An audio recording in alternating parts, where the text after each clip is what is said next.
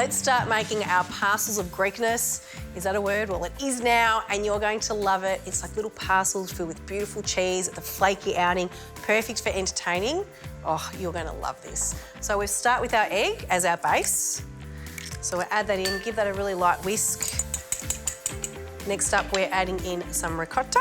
In he goes. We've got some Parmesan cheese. That's the Italian bit of the Mediterranean going in there. A little bit of semolina, a pinch of nutmeg, a little bit of flavour, pinch of cracked black pepper. Now, save the best till last, the feta cheese. If you're Greek, you know this runs through your veins. I'm using Riverina smooth feta. And we're just gonna crumble that in.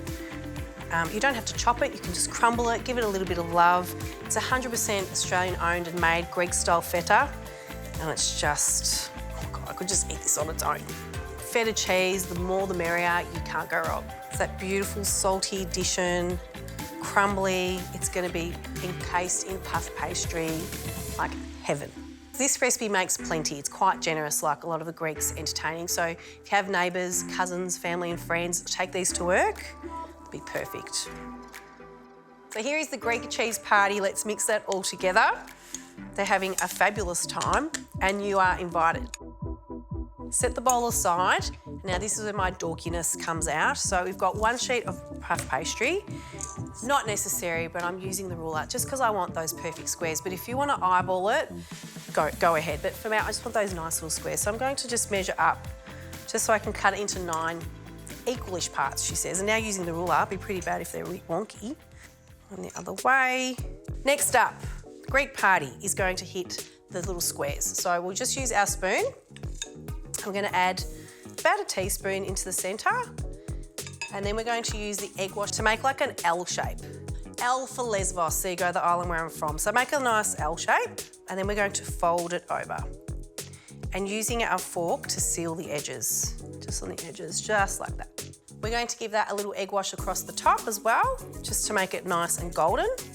Sprinkle on some sesame seeds. You could also use poppy seeds if you like. And then just use your fork to make some little air vents so they don't burst open like an unwelcome cousin coming through the door. So just give that a few little pokes like that. And that's so cute.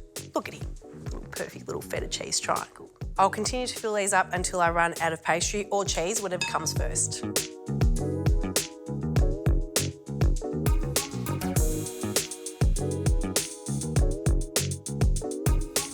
If you do happen to have any leftover cheese mixture, you can pop it in a Tupperware container and add that to your omelette tomorrow. Thank me later.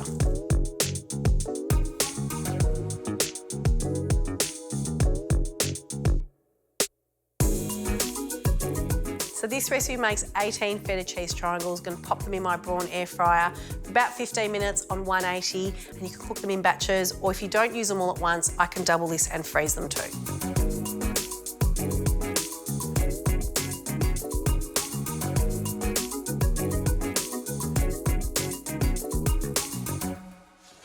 They are so beautifully golden. That was so quick, perfect. So we'll grab a plate, get some extra ones for smashing too, for good luck. We'll plate them up to share these flaky, golden, feta cheese, delicious Greekness.